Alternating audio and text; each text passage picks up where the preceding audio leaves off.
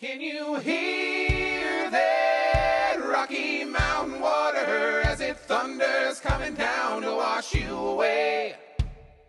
You can't hold back the rising tide, and you can't stop the change that's rolling down the track. You can't stop the change that's rolling down the track.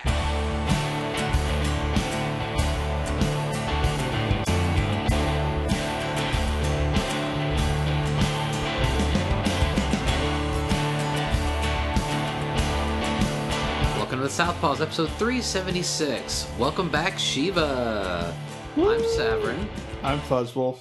And I'm Shiva. And yes, I'm still alive, and I'm still part of the cast. Yay! Con she just survived. eats my life every whatever month it happens to fall in. Yes, next year it will be March. And we're glad she's back, because we're back at Shiva's place. There's hookah in the background, but probably a lot quieter than usual. And we have all seen Black Panther. Yes. Yes. I was joking with Sarah because you were like, you better see it by Thursday. And then he ended up going, so there's like a 1:45 showing today. And I'm going, and I was like, yes, you have to go for work. Yep. Well, it was actually really nice because it worked out. It got out right out before 4 p.m. And so I was able to go to the gym that evening with Since Panther. you make money on this, you could write off the movie ticket on your taxes. Yeah, technically I could. A whole $15 of it. It was like $9. It was actually the matinee price. It was pretty good because it was a 1:20 p.m. showing, and nobody really goes to those. You know, there was a couple of older people and like one family with some kids, but it was pretty empty, all things considered. So I had pretty high up, but dead center. Mm-hmm. So I had a really good shot. You could really man spread if you wanted to, but you're a fennec and have tiny legs. So. Yep. And they have the little, the recliner ones, so they're, like, my legs are just, they're up in the air. Did you go to Plano XD? Yeah. That's where I saw it. I had to find a time that worked with being able to go to the gym with Panther as well. Because I figured if I'm going to be up that way, I should go to the gym. Mm-hmm. And I did. And that worked out. So, we're not going to really be super spoiler about it, but you should really go see Black Panther. It is a straight-up action movie from Marvel. There's no, like, forced comedy. There's no... Yeah, like, it wasn't Thor with its comedy. Thor with its lulls or Guardians of the Galaxy. Holy shit. I always get the name mixed up with his father, but T'Challa. T'Challa, yeah. He was great, but holy shit, I loved his sister. Yeah. And I kept missing the name of like the general, the head of his personal guard army. I'm pulling up the IMDb article just so we won't completely forget and or mangle their names. Yeah. Well, I fucking forget, like... So, his sister he could be named Bob, and I would forget. What was their name? But they only say their names, like, once in the film, so... Well, he yells Shuri a whole bunch. Yeah, Shuri is his sister. Yeah, you're going to yell at your sister a lot. M'Baku is the mountain tribe leader. Yeah, they said his name a bunch. But he also says Shuri's, like, scolding her and calling, like, where are you, you know? Yeah. So I knew her name. Like, it's hard to start, isn't it? Because it was just so good. That, like, there's so many things that are just like, that was good, and that was good. And so our review is, oh my God. And yeah, I'm really glad they brought it out in February. It needed to be out for Black History Month because, yeah. I was like, fuck that. This is Black Future Month. Because, so as I've talked about on the show before, and we talked about it when Jackby was on, like, I dig Afrofuturism. And so that was heavy in here. I was really looking at the world building, the city design, and everything, and how it's like, what would a futuristic city look like if it was designed by Africans? And the set designer and the art, everyone like designed this city. It did such an amazing job. Like it just looks perfect. And there's like, it's very futuristic, very high tech. Get the maglev tubes and everything. And then there's all the there's traditional African touches from different areas here and there. And was it you that sent me the article, or was it Sarah? Where basically they go and they break down where all the different styles from all the various tribe leaders and what tribes they came from in Africa. Oh, that must be Zero. I haven't seen that, but it sounds really interesting. Let me see if I'll find it and I'll forward it on to you. But it just breaks down where all the... Like, this is a ceremonial, based on a ceremonial dress of this tribe in this area. This is the language. Yeah. This is where this is all breaking down from. And it was actually a really good and interesting That's really cool, because, like, you know, we say Africa, but it's like it's a continent. It's like a shitload of countries, and they're all very different. It's a big continent, too. And it's like, they tried to make Wakanda representative of, like, a shitload of different parts of Africa and different traditions of different cultures in Africa, which is really cool. And I liked reading the interview with Chadwick Boseman, who plays T'Challa, Black Panther, and he was talking about the accent that he chose for T'Challa, and he put a lot of thought into it, because he's like, he didn't want to give him, like, some are educated in England, so to go back home and they speak with this kind of British accent. And he was like, he wasn't educated in England. He was educated in Wakanda. And that's an accent that like he develops, basically. It's like how it was very important to him. This character needs to not sound like he was educated in Britain or was colonized or anything, because Wakanda's never been colonized. It's never been conquered. So unlike all South Africa and all the other countries, like in Congo, they speak French because they were colonized by the French and so forth. And I just thought that was a really cool world-building touch that he put in there to, like, bring some realism to his character, which I thought was really cool. The other thing is, like, apparently, like, there's a lot of actors in the movie that we as Westerners would not be familiar with, but, like, they're really well-known actors and actresses in Africa. So, like, people in parts of Africa were, like, going nuts because they're like, oh, that's this famous actor from this country is in this big-budget Hollywood movie, you know? I mean, the director is African-American, so that was, like, a big part of his, like, wanted to bring all that in. And the movie is pretty much top-down African and African-American, nearly everybody involved in it. And it feels really authentic. And I know that's true because people from Africa have actually said that that's true, that there's a lot of authentic things in it. And it's meant a lot to, like, of course, to African Americans here in the U.S., but, like, to people living in Africa. This is, like, such a fucking big deal. And, like, that's super cool. And what's really cool, too, is, like, Lupita Nyong'o, like, her father is a Kenyan regional governor. Yes. So there was an article where the president of Kenya and her father got to go and see the premiere of it in Kenya. And it premiered in Kenya, I think, a day before it premiered anywhere else. Yeah. That's nice. And then also she went and sponsored a showing for several hundred school children to see the film. That's awesome. Because she was like, yo, my people need some aspirational figures too. And it was really cool because the movie is hella black, which is what it needed to be. Yeah. And it's a very self-contained action movie. Like, they don't force in humor. They don't spend a ton of time outside Wakanda. It is set in the place, and they get to explore, like, a lot of the culture to a degree, like how they've blended general, like, our Western conception of, like, African city life into, as we mentioned during Dinner Fuzz, like the skyscrapers and the giant buildings. So, like, at the floor level, you've got the various shops and people out doing their business in amongst the skyscrapers and super techno-future stuff. It was really cool to see, and I am totally down with people being super enthused for the film.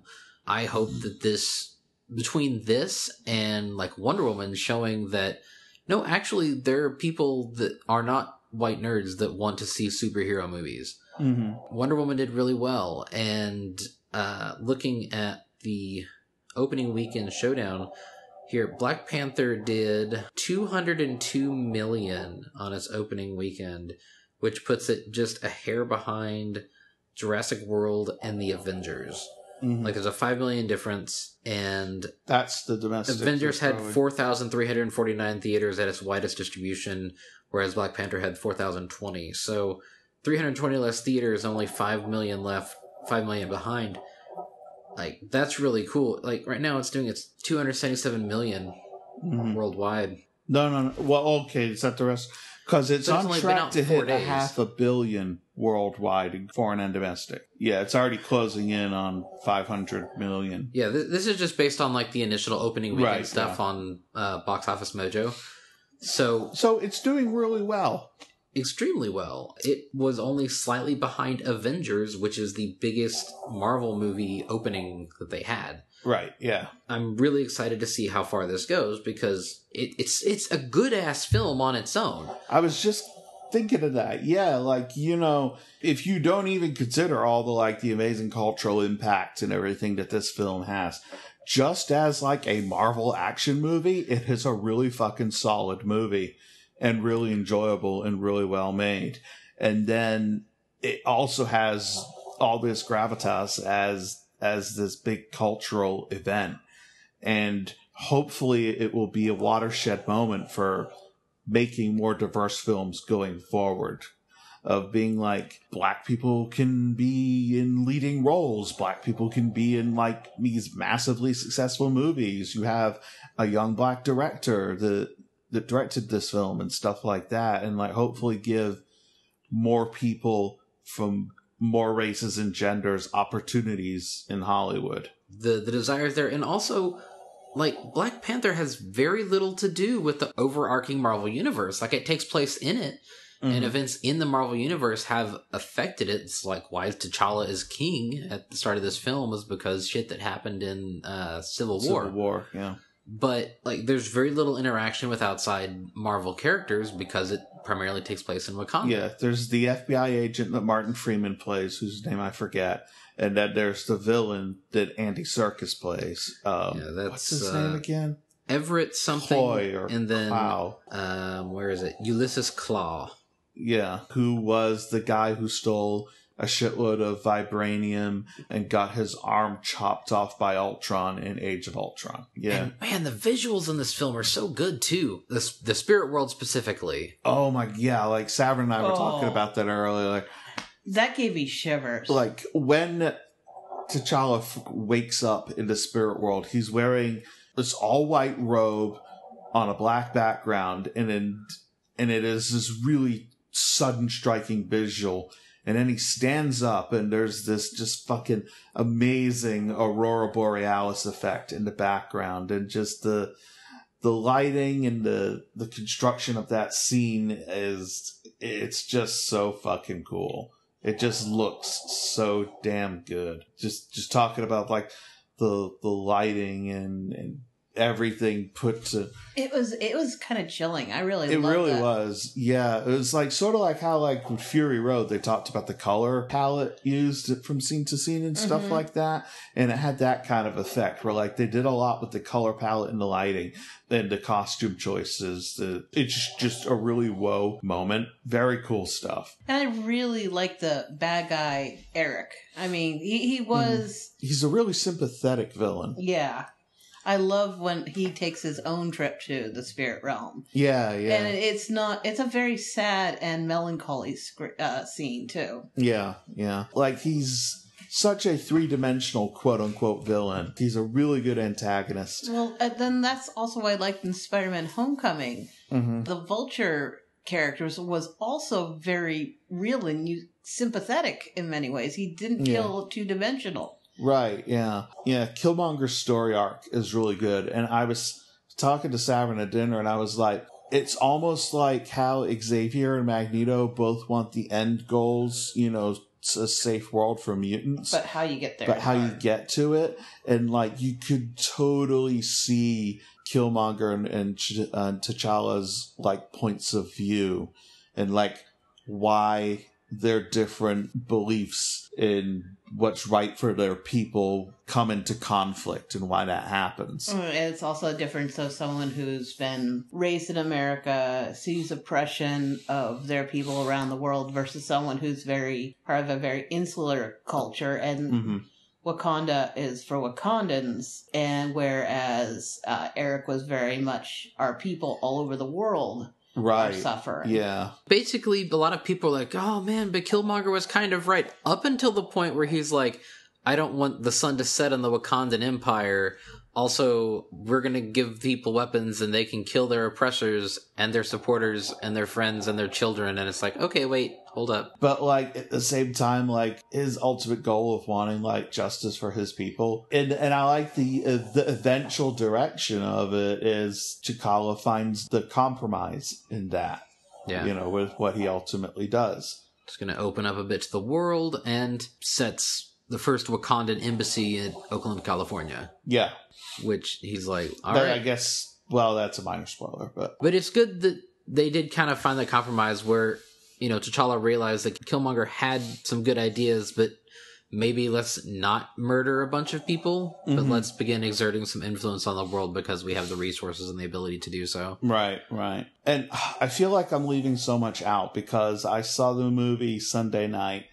And I don't want to give it away too much for people to... Yeah, and it just came out. Been reading articles and I've been thinking about it, and I've had 4 days like mulling this all over, and like there's so many things I was like, that was cool, and this happened, and I'm going to leave out like so much in my thought. There's a lot to say about this movie, and the only bad thing is I want to see it again.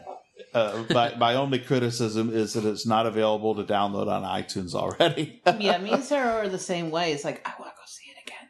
Speaking of downloading Marvel movies on iTunes, though, Thor Ragnarok dropped. Oh, nice. So if you need to go and pick that up digitally, you can do that. Also, I was on that Disney Anywhere thing because like when you buy a Blu-ray and you redeem the code on it and you can connect it to your iTunes account or your Google Play account or your Amazon account. Well, they moved over to a new platform they're calling Movies Anywhere.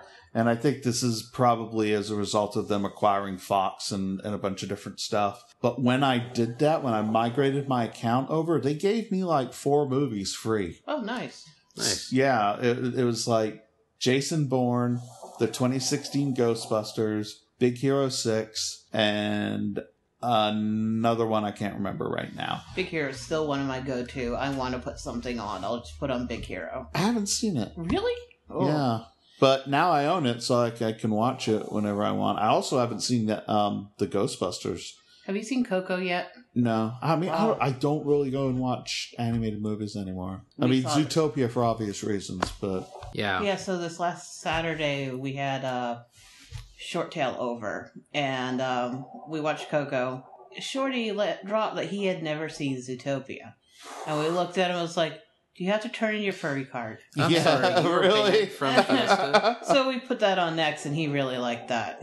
He's like, because he was kind of dubious. It's like, you know how something gets overhyped, and it can't be. No, it is a good movie. People like that piss me off. Well, that's the one thing. Like, a lot of people were I've seen concerned about it when it came out because, like, furries had been hyped about it for, like, a year and a half before its release. Because, you know, we first heard about it. We're like, oh, this is going to be really good. And then it's like, will it actually live up to what we want it to be when we finally get to see it? And then we finally saw it. And majority of us were like, yes, this is awesome. Mm-hmm. As an anecdote related to Black Panther and whatnot, so I went to Target today, and they're practically sold out of the toys. Really? Like, most of the stuff on the pegs was gone. There was a single Marvel Legends Killmonger and a single Marvel Legends T'Challa, and, like, 2 of the smaller figures. And they have some, like, the kids' dress-up stuff, but all the action figures that they had were just gone. So that was pretty cool. I hope they gave all the women action figures, too. I don't know how you can not give, like, the head of Royal Guard, you know, an action figure and stuff. So, you know, but then again, like... I just loved her when she was dressed up to the nines and had, you know, because... Had the wig. It's like, this, it's disrespectful. You know, that's so... Yeah, because did you notice, like, they were bald, but they all had, like, different kind of tattoo designs on their heads and stuff like that, which is super cool. I have to admit, like... So, I mean, I'm not really a comics reader anymore, and back in the day, I only read X-Men. So, like, I'm not familiar with, like, the comics of pretty much any of the MCU. Like, I never read Captain America or Avengers either. So, I mean, I haven't read it since, like, the 90s, so it's been a long time. Yeah. So I'm coming into Black Panther pretty much as a newbie. Like, the only thing I knew about Black Panther was what I had seen of him in Civil War. So, like, I already knew his character from that. And he gets a good bit of action in that. So that's cool. And you kind of know what he can do physically with his suit and stuff like that. But yeah, coming into this kind of fresh and like not being familiar with, like, I mean, I didn't know that Eric Killmonger is a long-standing Marvel character also. And so is, what's the king of the mountain tribe? But he's a really good character. Okay. And apparently, like what we talked about at dinner was he's Man-Ape in the comics, and apparently is like a really problematic character. So when it was first announced that this character was going to be in Black Panther, a lot of people were like, ooh, how are they going to do that and make it not really racist? But it became their they didn't tribal. fucking call him Man-Ape for one thing, so that was good. I liked how they did the ape thing and had the ceremonial mask of the ape and stuff like that. Mm-hmm. But and they were a very separate tribe. Yeah. With different belief system, different worship. Because there was very much, I think they made some comments about your God versus our God. They... Mm-hmm. I like the whole, when they're basing down with them, we're going to, eat you. It's like, just kidding, we're vegetarians. That was great. Yeah. Okay, so Fuzz, to answer your question, in this wave, so they have Killmonger, T'Challa, and Nakia as primary characters, and the Chase Build-A-Figure, when you get all 6, is Okoye. Oh, so okay, cool. The head of the guard.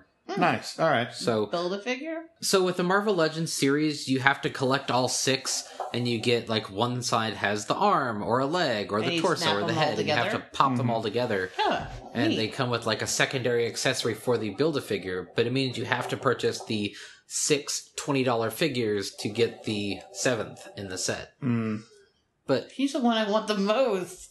Yeah, I would have made her a main figure, I think. Nakia, she has the Dora Milaje armor that she wore and the big-ass chakrams that she had at the end of the... Mm-hmm. that she was using. Very cool. So, that's really cool. Again, it's neat that they're getting these action figures. I just wish I didn't have to buy, Yeah, exactly. And it's really cool to see. I think is the head of the guard that she played, but she's the actress who plays Michonne in The Walking Dead. Oh. Where she has hair. Mm-hmm. So I have a hard time recognizing people if they grow facial hair or put on an eye patch or something. So, being bald, it's not completely obvious. But in Walking Dead, she's this major fucking badass with the sword that is and she's still a major fucking badass? Yeah, so when I heard she was cast in this movie and what role she was going to be playing, I was like, oh, that's fucking perfect, because I know this actress already has these crazy fighting skills and weapon skills and stuff like that. I love when the guard first comes in and just all that... And they call her that Grace Jones motherfucker. Yeah, He's there's some two Grace Jones looking bitches out here. Yeah, and that's a very... You know who Grace Jones is. Yeah. So it's like, wow. Well, in 92, she would have been a more current reference, I suppose, than nowadays. But yeah, no, I totally remember. So, moving on to the next thing. I went to Lush the other day. After I did jury duty, I went to Lush. These two are separate. Because I had jury duty here on Tuesday and ended up not having to actually be on a jury, which kind of was okay. I was like, maybe I'll get something interesting, but I didn't get called, so whatever. I went by Lush, and they're doing their How to Be a Trans Ally thing. They got their Be Yourself body melt thing that they're selling, that 100% of the proceeds is going to pro-trans charities and whatnot. And they actually have a little pamphlet, how to be a trans ally. It looks like they cover a lot of ground. Mm-hmm. Yeah, I mean, we don't have to be all super in-depth on it, but it is really cool to see a company do this in the current year. And the fact that it's not just kind of a throwaway, okay, we're going to give 10% of profits to this. No, they actually said that it's 100% of proceeds from the sale of these little $6 bath melts. And they actually they foam up blue and pink in the water. When you put it in the tub, it foams up and it has blue and pink swirls, and it has various essential oils in it. It's supposed to be hypoallergenic. I haven't used mine yet. I haven't taken the time to do it because I'm going to sit in a tub for an hour, which will be nice. But I also bought another... So when you put it in the bath, that turns the water into gender fluid. Yes. And I got another bar of soap that's been making my bathroom smell really great. It's over there by you, I think, or it's behind the laptop. It's behind your laptop. It's like elderflower. It's really nice. It's all very rather expensive. I told Savrin we should just crunch it up and put it in a hookah because it smells good. I wouldn't want to smoke that. Yeah. It smells really good. Yeah, it smells really good. The whole shop smells really good. Well, yeah. And they have a number of things around the shop that's like...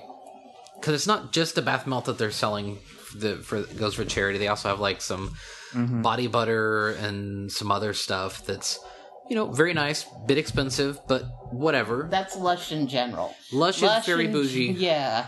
So is Lush basically like a high-end Bath and Body Works? Yeah. But they do a lot of natural products. And it's all handmade stuff. It's not mass manufactured. That's what they say. It's kind of all handmade stuff. It's a lot of natural based stuff. It's a lot less chemicals.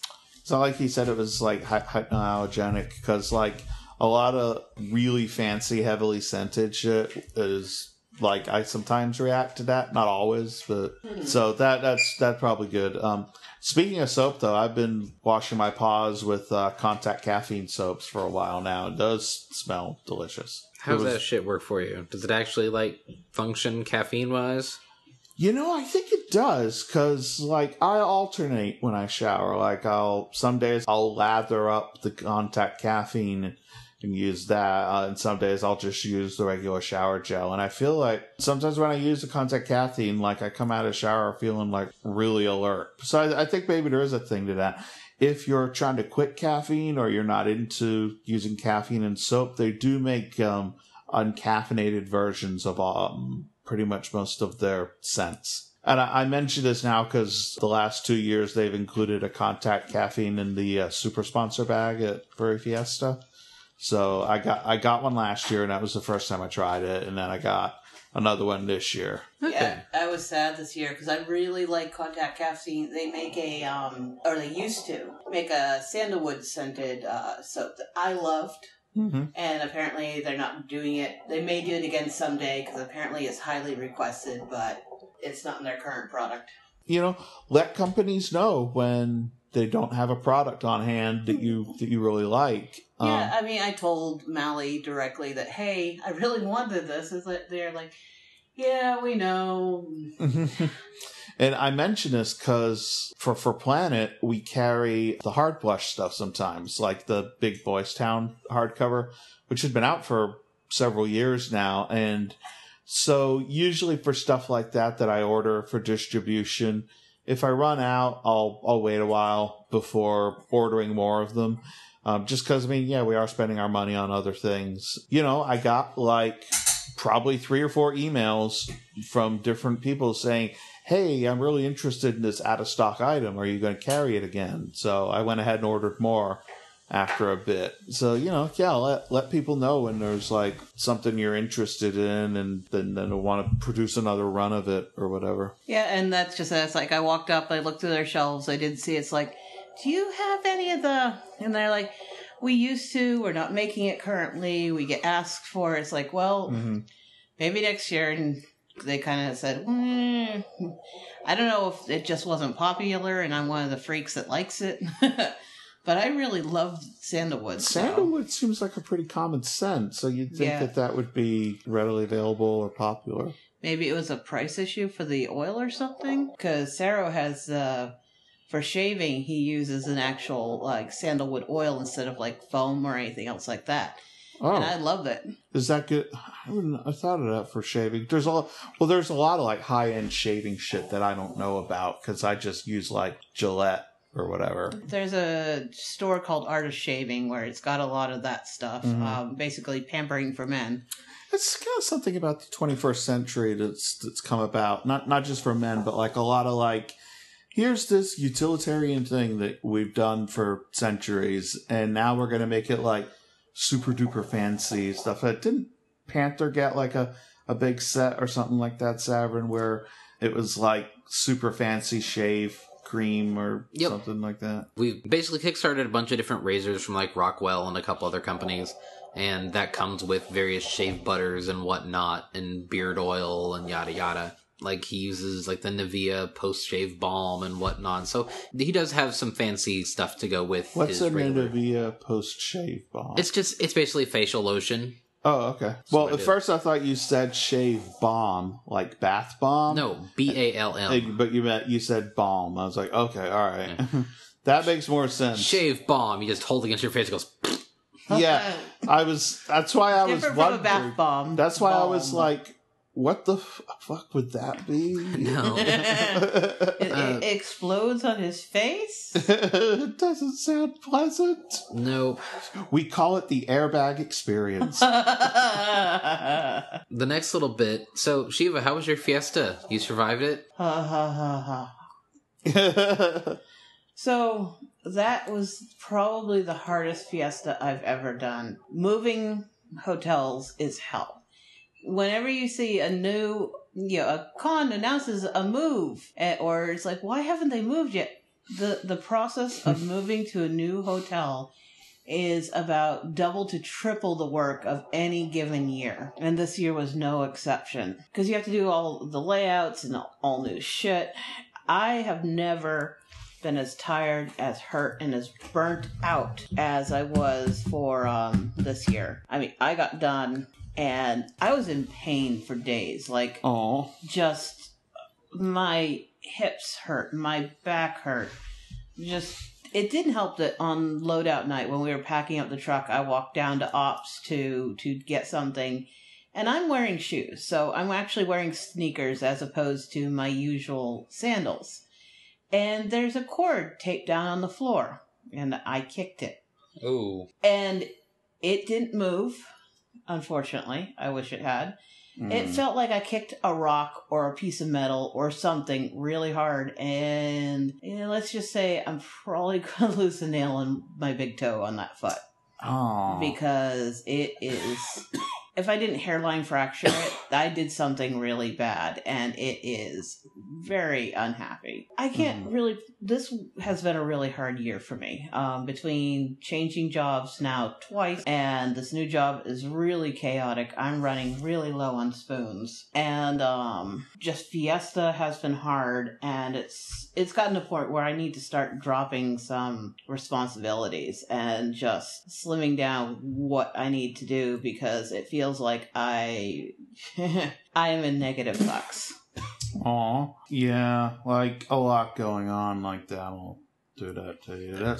And it's a lot of it is, I mean, in my job that I had at the end of 2016? Yeah. 16. I had been in it for 8 years. It wasn't that taxing. I could squeeze in Fiesta stuff around what I was currently doing, all this other stuff. And then when I changed jobs and I worked for Microsoft for a little bit, that was very, very easy dumb. I mean, I had to take care and not screw around too much, but the job itself was not hard. Mm-hmm. And then with this the job I got last June is the polar opposite. It's very hard. It's very busy. It takes a lot of emotional and mental and everything to maintain. So that eats up a lot of my mental energy and resources. And it makes doing Fiesta hard because I'm already feeling taxed, and then the stress from Fiesta piles on top of it. This was hard. Usually when I'm done with Fiesta, I feel like I've accomplished something and I've a job well done. Mm-hmm. I don't always say I have fun, but I feel like I've gotten something out of it. Mm-hmm. This time I just feel burnt out. And I've never felt like that after Fiesta before. Yeah. So maybe time to reduce some of your responsibilities. Yeah, but I'm also it's Fiesta, it's work, and I've also been doing full-time rating. Well, Fiesta's wrapping up, rating's wrapping up. That just leaves me time to think about job. And like I said, I've been president of the board for 7 years, and I'm going to be stepping down as that. Mm-hmm. And I don't know if I'm going to take a hiatus from board, like just not get reelected or whatnot, but I need basically a year of not having as much responsibility. Its responsibility really is part of it, because you can't really turn off. You have to always be aware. You have to always be ready to answer and do things and handle it. And I basically need to be less responsible.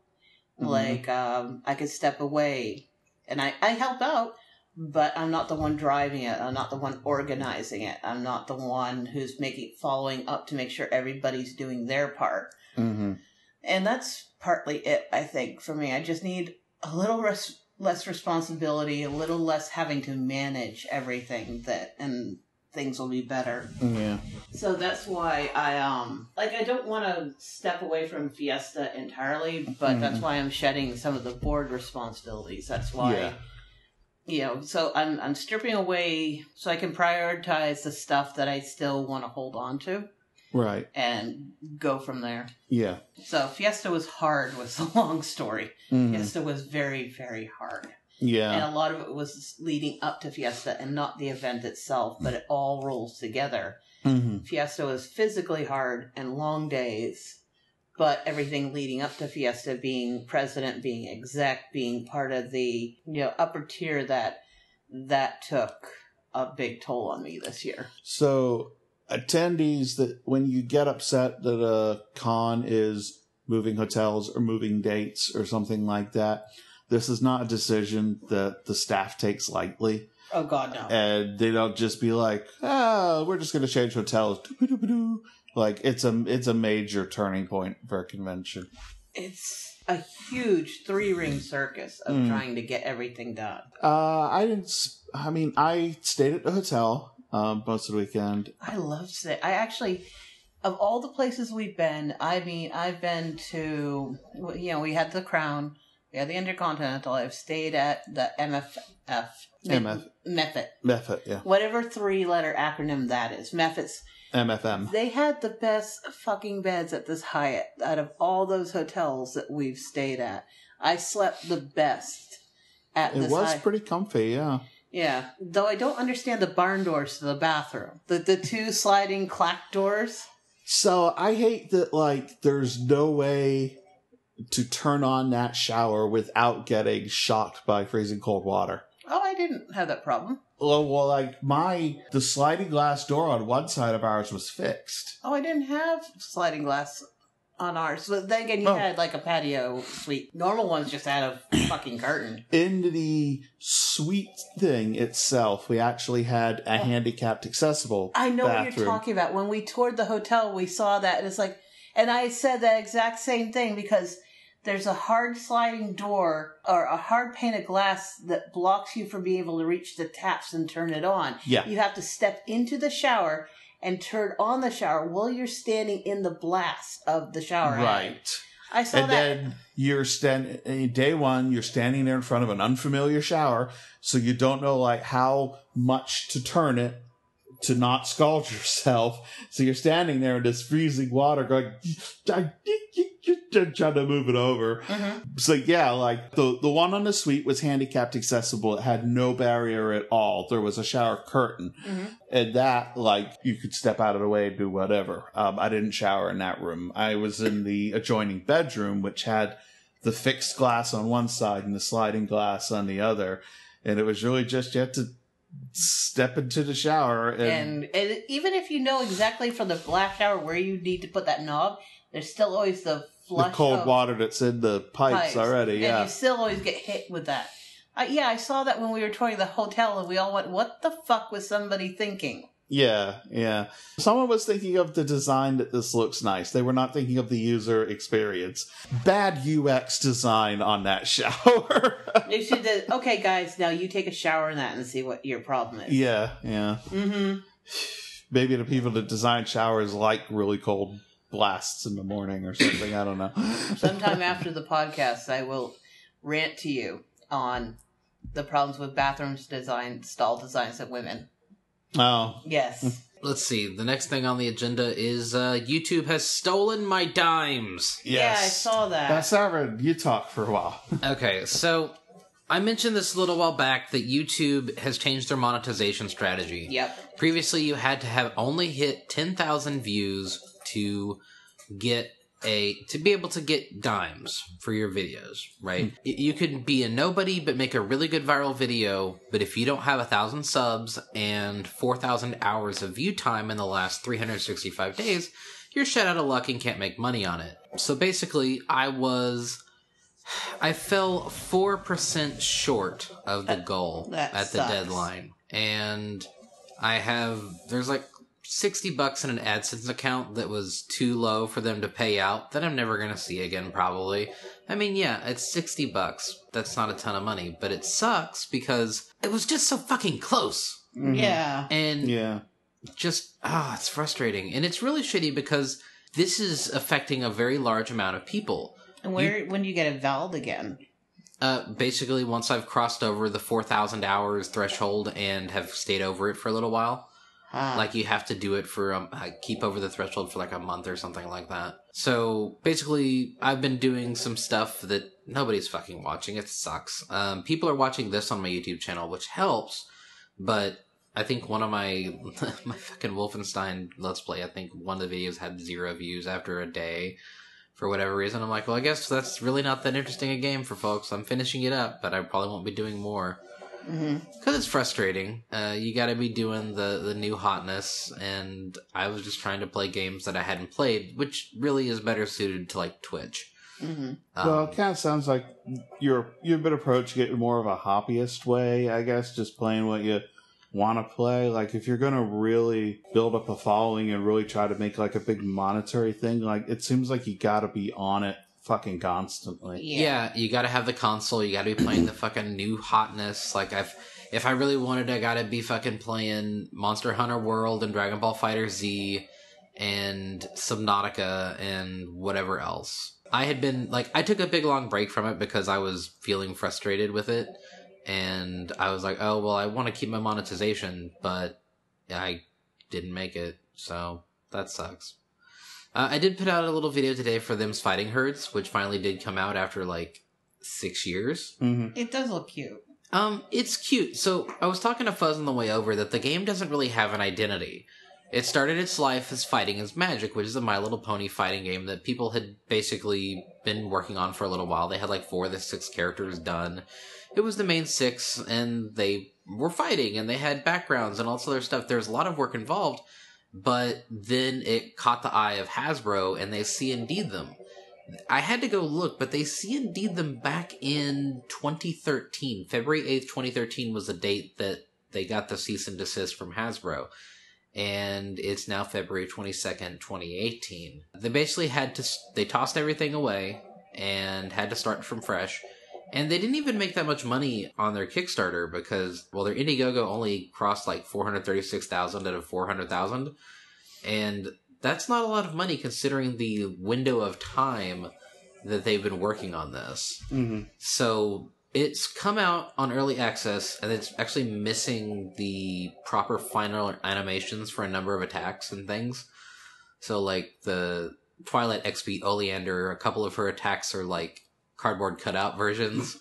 It's cute that they have little placeholders, but it's very obviously placeholder. It's weird though, because for a lot of people, they lost a lot of interest when it wasn't a fandom related thing anymore. And all the characters are still XPs. They kept some of the original voice acting because, I mean, it was sound-alikes. And they even kept like the HP profiles, so certain characters have more HP than others. Like, the Rainbow Dash XP has less HP than the Applejack one. And the Fluttershy one is kind of middle of the road. So, they kept a lot of their prior work, but they had to file all the serial numbers off. Yeah. And so, it's kind of a thing without a market. It's only got 6 characters, so it doesn't have a ton of variety. And while the actual combos, like the fighting system's really good, it's 6 quadruped animals kicking the shit out of each other. It doesn't have a market. Like, I think the people that are going to buy it are the people that have already put in the money to the Indiegogo. This isn't going to be like some hot stream game that you're going to see money matches at Evo for. So it's really kind of sad in a way. Because, as I said, I've been keeping track of this game from when it was incepted as a pony fighting game. And at the time, it sounded really cool, and they had fandom musicians working on the stuff.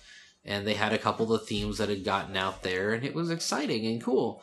And then Hasbro killed it. Hasbro killed it, and so a huge chunk of the people interested in it went, oh, well, it's not Pony anymore. And I bet a lot of the people working on it might have, in some smaller capacities, probably left as well. And then here we are 6 years or so after the idea started, we finally have this game that's out there that doesn't have much of an identity. It's cute, it's well animated, don't get me wrong, but there doesn't seem to be a big intersection between cute quadruped animals and fighting games. At least not when ponies aren't involved. Yeah, like, if it had been Pony, it would at least have the remnants of that fandom to latch onto it. Mm-hmm. But I'm gonna say, I'm talking about that Fat Fur fighting game that was being developed by, like, one dude, and I'm just gonna say, it was made in Mugen, but he already had, like, 8 characters done, and it was being done by one dude, so I'm not disparaging the work of the people at Main 6, but I'm just gonna say that this one dude has busted out this stuff in a much shorter period of time. Yeah. I mean, obviously, I don't know the first thing about the difficulties of game development. I'm not going to be like, oh, they should have done this better. I'm just kind of, at this point, it kind of came over the finish line and fell over, and I'm just like, well, it's here. Shrug. And I feel bad about that, because I was really interested when it was a Pony game, and then, like a lot of people, when it got C&D'd and had to become its own independent entity, I stopped paying attention to it for a really long time. We backed it on Kickstarter, and it's like, oh, the game's out today. And I'm like, oh, I checked my email. Oh, cool. There's my code. And plugged it in, played a little bit of it, recorded enough to make a video, got absolutely destroyed by the baseline AI, which makes for a really crummy video, because it's like, I'm playing as the characters, and all 6 characters are represented, but the AI is literally stomping me into the dirt on the default. Like, the first round that I played, I got perfected by the AI. Wow. Like, what the fuck? So, they got some SNK hard, just basic AI, and I guess that's good if you want to practice against that to eventually play versus people, but casually picking it up and getting utterly destroyed the moment you play the single player is like, I don't know. Because this is not something where it's like, prestige, get good.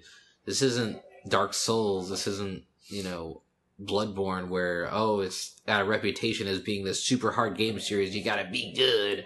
This is a goofy little cartoon animal fighting game. Mm-hmm. So, that was also on the list, just kind of discuss and be a little disappointed in. Like, the music's real good. It has a smart music system that blends the themes of the two characters that are fighting. Mm-hmm. And it changes depending on the dominance of the character. I didn't know games could do that. That's cool. Yeah, it has a lot of neat systems in place, but it's just this weird orphan game. So, I don't know, maybe they can reskin it with something else other than... Maybe, and Fuzz and I are going to sit down and play some together and record it here at some point, maybe this weekend. And since I barely ever play video games, I'm a button masher when it comes to fighting games. Like, I loved MK3 back in the day on the Super Nintendo. So, I mean, I will be an easier challenge for you than the AI. It'll be just fun to play around with, so you can actually both get a handle on the characters. What they do, and... Yeah. Mm-hmm. Rather than being like, okay, I'm going to play versus the AI. 12-second KO. Mm-hmm. Okay, well, the AI is really good. Yeah, I mean, and again, they spent the time to do it. They probably spent a lot of time making the AI real smart. They do have online net play, and they also have a thing called, like, the Pixel Lobby. It's kind of like how the lobby system works in Dragon Ball FighterZ, where you have a little avatar that runs around a world, and you can challenge people directly that way. So that's cool, but we'll see how long that stands, Mm-hmm. Do they have to, like, maintain a server for that kind of thing? They do have some servers, but you can set up your own. They have some dedicateds, but it can also be set up by individuals, I think. Okay.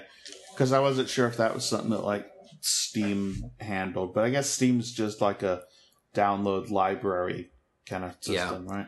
And I tried to play a couple of games online, but both the people that I played against had either really shitty connections or lag switches, because it was impressively bad. Let's see, what else? Billy Graham died. He is now in Super Hell, so there's that. I hadn't heard he had died. Mm-hmm. Yeah, happened the other day, and good riddance. Yeah. So, on that note, it is kind of pissing me off that, like, he's fucking getting the Lion State at the Capitol building or something like that. What? Yeah. What? I know. It's like, he wasn't like a government official. He wasn't some beloved senator or a former president or anything like that. I'm like, don't they just do... I thought they just did that for former presidents and other like super important people. Like, you know, the oldest senator died or something like that. Yeah. Yeah. It's really weird he got to Lions State. Yeah, I was kind of like, what? How did that... I know, and it's also...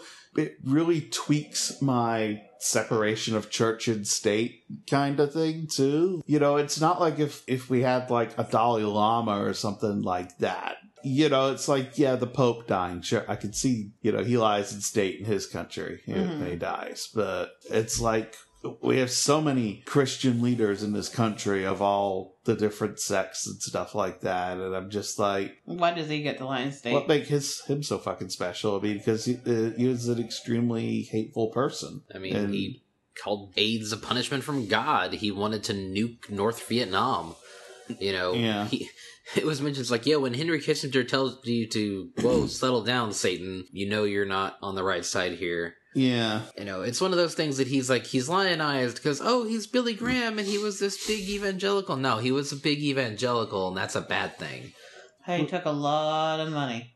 A lot of money from a lot of people and caused a lot of hardship for people like us. Mm-hmm. And that's what matters in the end. Yeah, and that's why I'm like, fuck that guy. Good fucking riddance. So, we do have a couple emails because we are coming up on 10 p.m. We need to hurry things up. Mm-hmm. So we can email us at southpawscast@gmail.com, pause with an S. You can find us on Patreon, Southpawscast, etc. But we do have 4 emails, so we're going to start from this one from Anonymous. Anonymous has asked a question. Dear Savrin, did you ever receive the afro I sent you in the mail? I sent it a while ago, but haven't heard anything about it on the podcast. A fur working in a wig shop. I have not received any sort of afro wig in the mail. Did you receive one for Savrin's behalf? No. Like, I think the only time we put out our P.O. box was for the bottle of Coke Zero Sugar. Which I think is at your house now, Fuzz. It is at my house now, yes. Because I was going to be like, oh shit, Shiva's back, we should grab that. And then I didn't. Because we have the bottle. We had somebody send us a bottle of Canadian Coke Zero Sugar. They spent like $17 to send this 1 liter bottle of soda our way. And we haven't drunk it yet. I'm sorry. I took it over to Fuzz's because I was looking for it at home and then realized, oh, it's at Fuzz's after we had already left your place. Whoops. Yeah. Oh well. If you'd like to send us me an afro wig, I think the question was if I'd do a stream in an afro wig if somebody sent me one, and I was like, yeah, sure, whatever. Mm-hmm. I can, I'll stream Wolfenstein on Twitch in an afro wig. Yeah, So sure. did you ever give me your address? Well, we put out Because PO this box. goes back a while, and I don't know if I don't know if I ever did. Yeah. He says he mailed it out, but I've not received any So sort I'm like, of wig. so where the fuck did he mail it? That's a valid question. So, next email, Fuzz, do you got your phone? Sure. Or Shiva? Yeah. This one called Interesting Idea. Greetings, Southpaws. I had an interesting idea after watching a Rumspringa documentary. Now, if I recall, that's the Amish, their gap year that they get to go out and Experience the world and decide if they want to be Amish. Yeah. So here's the idea. Have it be socially acceptable to have an identity Rumspringa. Say when you turn 18 for a month, you could be free to explore your sexual identity and gender without fear of judgment. At the end, you could settle on what suits you best and have it be accepted by society. Curious for your thoughts, Anonymous. So, I think that's a really neat idea, sure. I think it takes more than a year, though. I also kind of think that that's what college is. Yeah. I mean, for a lot of people are like, yeah, I did some shit in college, but I'm mostly straight, that kind of thing. Not me, I'm not, but it's a cool idea. I like the concept of, hey, you could do this and not have societal disapproval on you. But I also think, you should be able to do that anyway and not have societal disapproval on you, I guess that would be a good stopgap or something. But if you want to, right now, if you want to have casual sex with any gender in any position and change your gender identity for temporary or permanent, or express yourself in any way, I feel that you should be able to do that. I'd rather see society catch up to that in a general sense, as opposed to this. I mean, it's not like a bad idea, but I'm like, society needs to move along anyway before they even get to the point of like, oh, this temporary thing. Yeah, there's actually a tweet from Soma, Final Boss Fem. Tired. Furries are lame and weird. Wired. It's 2018 and furries are internet culture. Even regular people have personas. Inspired. Having an identity you can freely negotiate for yourself in a hostile and oppressive world is a miracle, especially in the context of gender and sexuality. So that's actually, I've seen from a couple people where they're like, well, since I went furry... You know, you've seen the various people like such and such needs a persona and various people jump on it. Yeah. But also like people that are like, yeah, I've been able to be more myself while online because I have a persona that is this identity that I have shaped rather than who I am RL. And so that's actually really cool. So like, yeah, furry is actually really good about allowing people to explore their gender and sexuality. Yeah. So Fiesta invited a comedian. I was just going to talk about that. Cody Melcher. So to us. Let me preface this with, he was at HavenCon last year. Okay. And I met him there. Found out just recently that he actually bought a 2017 calendar from us. Cool. It had been on his house wall all year, and that's not leaking customer data. He tweeted that, so that's public. But I wanted to say, hey, I'd met him there, and then a year later, over to you, Shiva. So he came to TFF, and because I tend to do a lot of the flight and travel booking for the con. But he came in, and by the time he left, he had adopted a raccoon persona. And he wants to come back next year. He had a great time and loved us. That's really cool. I'm really happy to hear that. Because all I saw online was he has this other Twitter account for his raccoon persona now. So. Nice. I've seen... We've adopted someone else. We adopted a lawyer. Now the fandom needed a new not shitty comedian. So we've adopted Cody Belcher, and he's got the persona. Yes. Yeah. It's like, we grab the good people and say, come, be a furry. And that's worked out pretty well so far. We got a notification from SoFurry. Do you want to hit that, Shiva? Or do you want to read the longer Your Con Rocks email? I'll do the Your Con Rocks. Okay. Okay, so I'll read the SoFurry achievement. This is funny. Congratulations, Notcast. You have unlocked a new achievement. 50 profile views. And this actually was like, we set up a Notcast account on SoFurry? Like, I guess we did, because it came to our email, but I had not even remembered doing that. So, yay, we got 50 profile views, which is impressive considering we've never done anything with that profile. I didn't even know we had a SoFurry account. I wonder when that was created. I probably registered did it back in the day. To grab the name. The name, yeah. All right, so Your Con Rock, Shiva. Hit it up. All right. Hey, this is Raven from Lawton, Oklahoma. I had a very wonderful time at your con this last weekend. One could arguably say they may have had a bit too much fun, but I won't get into that embarrassment right now. Anybody who knows me will know what I'm talking about. Oh, dear. At any rate, you threw one hell of a fucking party in that really nice hotel that you scored, and I was super impressed with how nice and helpful the hotel staff were. To Savrin directly, your game room was fun. Unfortunately, I can't play Smash worth shit on the Wii U, but I tried. To Fuzzwolf, I saw a lot of books. However, I couldn't afford them. I just got a new job today, so be looking forward to some orders. Yay! Shiva, the dealer's den was everything I hoped it would be and more. On a side note, the writing track was awesome. It helped me out so much that I'm getting back on the horse and taking another crack at writing a book. Oh, that's great. I just hope that Fuzz's slush pile will be manageable by the time I get around to a final draft, because this time I'm in it to win it. I hope the three of you avoided the crud, and I hope I will see you all next year. Your White Wolf listener in Oklahoma, Raven. I think I was the only one that avoided the crud. Mine was really mild and lasted. I didn't have crud. I just had a lot of fucking pain. Oh, okay. No, this is nothing contagious. This is all the fact that I'm 40 a fat nerd who barely doesn't do a lot of physical activity the rest of the year. And then I clocked in, I was averaging, because I turned on the pedometer on my phone halfway through Wednesday. And then I was clocking about between 6 to 7 miles a day. And that's when I didn't forget my phone behind on like the table by the den computer, because I was tethered off of it. So I went from doing very little to suddenly you're walking 6 miles or 7 miles a day. And yeah, your body pays a toll when you go from couch potato to, 7 miles a day. Yeah. So I'm going to say something about the dealer's room that, I didn't walk around the whole thing. I walked around a little bit.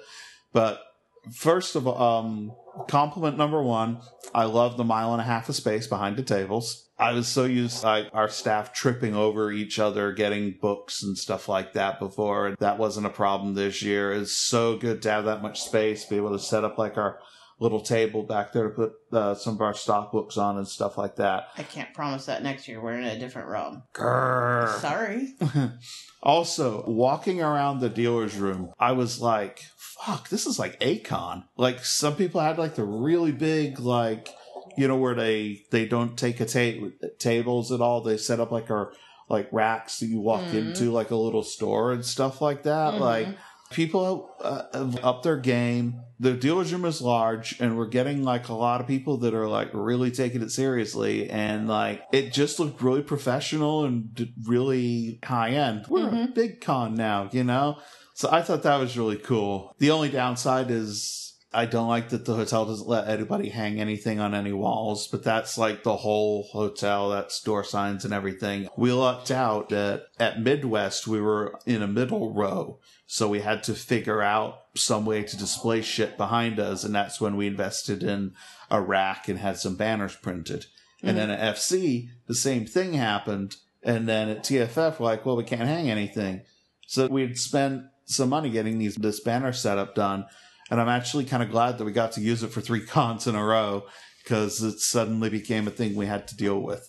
So I think it's really good if you could elevate and do stuff like that. I know that there was some grumbling from the vendors. I did it so that the walls were all around the edge of the room, because I didn't know necessarily where the doors were that I couldn't block.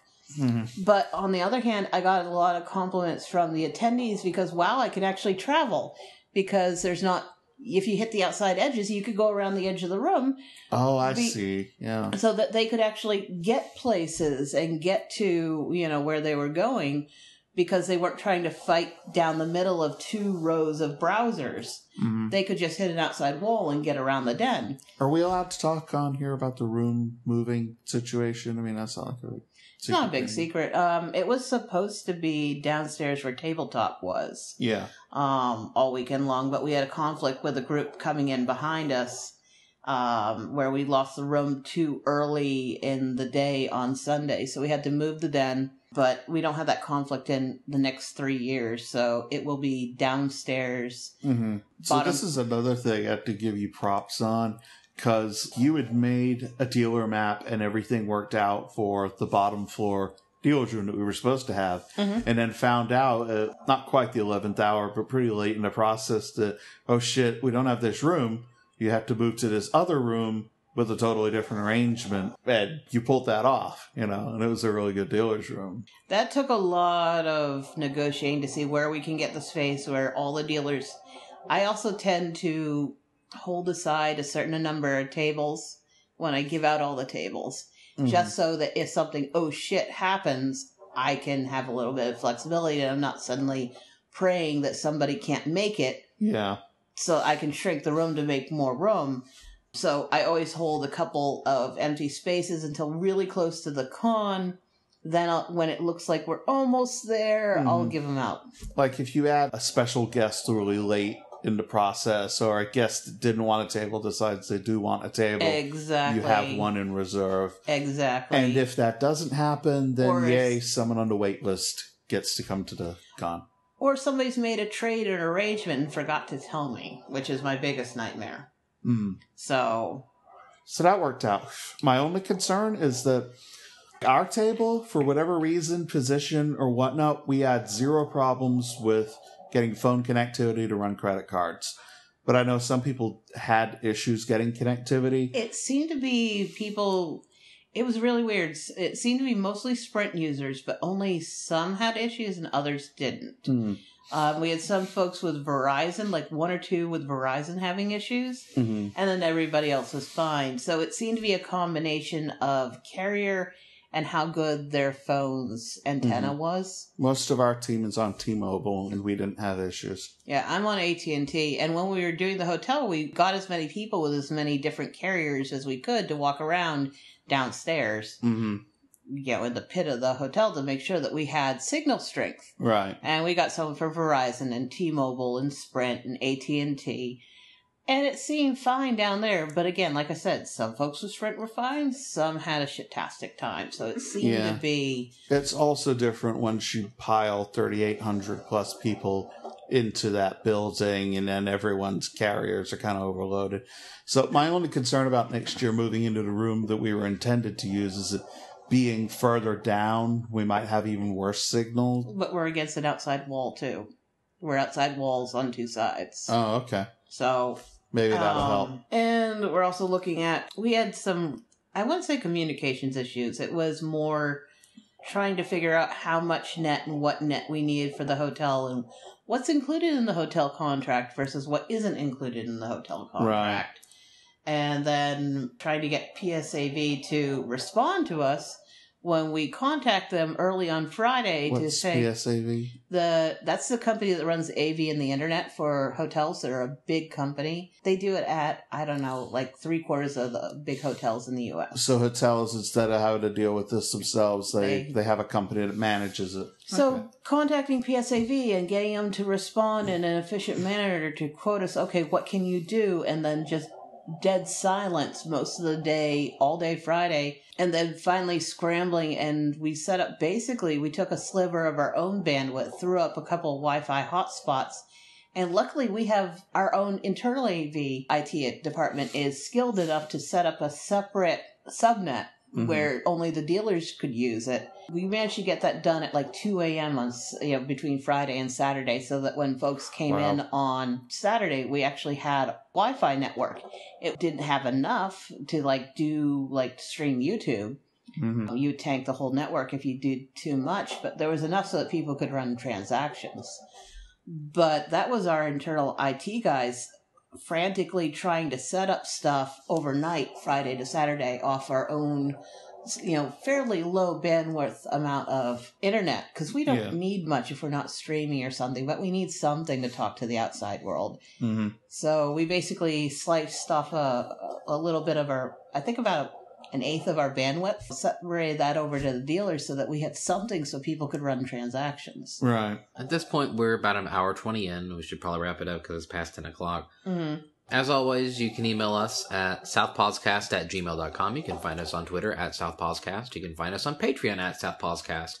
We're getting this down because it's all unified now. Yay. If you are hearing this and it's on YouTube and whatnot, you should try subscribing to us on iTunes and or various podcatchers. There have been a couple that have been getting bugged about that haven't updated their apps or updated our new RSS URL, so we're looking into that. When we swept things around, a lot of people got unsubscribed, and that sucks. Also, we've added a Patreon RSS feed. So if you're someone on Patreon, you can now get access to a custom feed URL that will drop you the podcast when it is posted to Patreon. Oh, that's handy. Yeah. You don't have to be up to date and manually downloading shit from Patreon. Then you can just add it to your podcast. It's like per user RSS download that you just add to your podcast app or whatever, and it'll spit the new Patreon version down to you the moment it hits. Nice. So that's cool. So, as always, you can find me on Twitter at Savrin Drake. You can find me on YouTube, where I post this audio up there for people to download and listen to. You can find me on Twitch at just Savrin. Where can they find you guys? In that hole.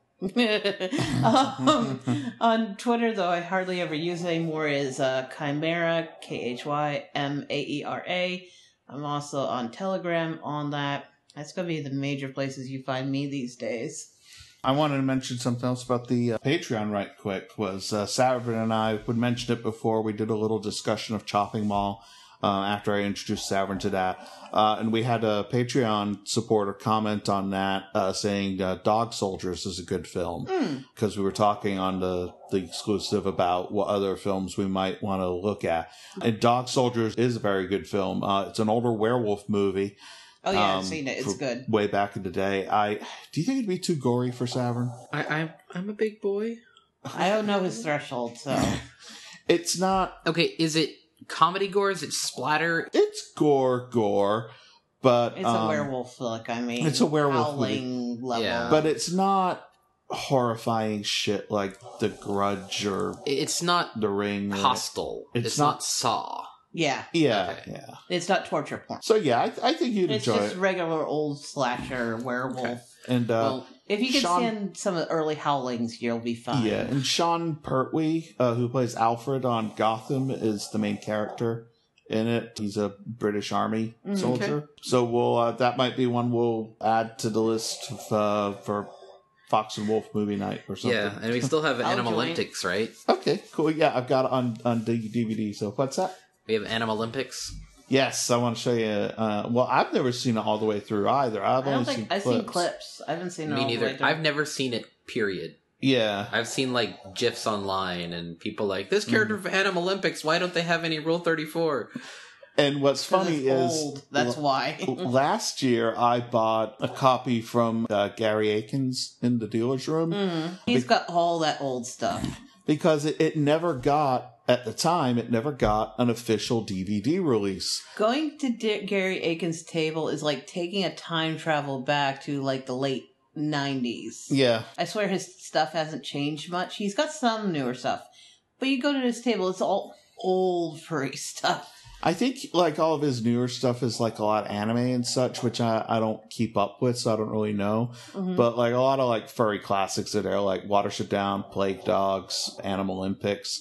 So, anyway, I picked up Animal Olympics on DVD, and then I haven't watched it. I've had it a year. And then recently discovered that Animal Olympics is actually finally getting an official DVD release. Really? It comes out in, I believe, April, if I recall, and it's already available for pre-order on Amazon. Huh. So, you know, that might be probably like a cleaner transfer than the one I have. I'm a little disappointed that they didn't go ahead and put it on Blu-ray, make an HD version of it. But I'm guessing it is a very niche film and not very well known outside of our community. Yeah, it's what was made. I think it was mid-80s? I don't know when it was made. A while ago. I was going to say late 70s, Yeah. early 80s. It's pretty old. Yeah. So yeah, we'll check that out too. But you can so back onto the topic at Diverge there. You can find me on Twitter at Fuzzwolf. If you go to fuzzwolf.com, it's got all my contact information there. Fur Planet and Bad Dog Books, both at Twitter and at .com, are my stores. Kyle Gold in December, Soap Wolf released the 10th anniversary edition of Waterways. Had some updates to the text and also includes 2 new short stories, and they did like a special hardcover edition of that. And Kyle is also updating all the ebook editions with the 10th anniversary one. So if you go to Bad Dog now, I've got the 10th anniversary version of Waterways available for sale. And if you previously bought Waterways from us, I've automatically updated all your accounts are automatically updated. So if you go back to your downloads tab, you can download the 10th anniversary version if you want the more recent one as an ebook. So that's pretty cool. And yeah, that's the latest thing I've done on Bad Dog. I've got a couple more things to release, but both my stores have been really busy lately. Bad Dog's doing really well, and I'm having a hard time keeping up with the For Planet orders. That's a good Like, place to be. which is a good problem to have, yeah. I've actually taken off today and tomorrow, partly to catch up on FP stuff, partly because it's cold and rainy and I had time off available and I don't feel like standing on a train platform to go into the office. And partly because Sunday's my birthday, so I was like, fuck it, 4-day weekend, yeah. Yep.